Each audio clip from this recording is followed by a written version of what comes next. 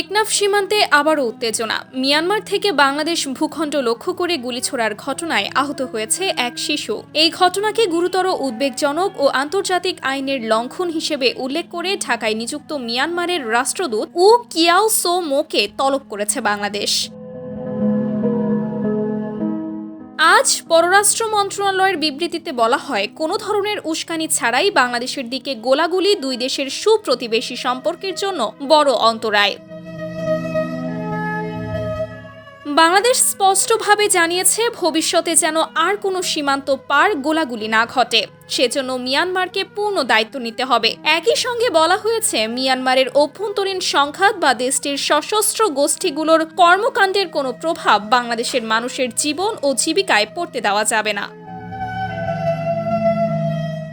এ সময় মিয়ানমারের রাষ্ট্রদূত এ ধরনের ঘটনার পুনরাবৃত্তি রোধে প্রয়োজনীয় ব্যবস্থা নেওয়ার আশ্বাস দেন এবং আহত শিশুটি ও তার পরিবারের প্রতি গভীর সমবেদনা জানান।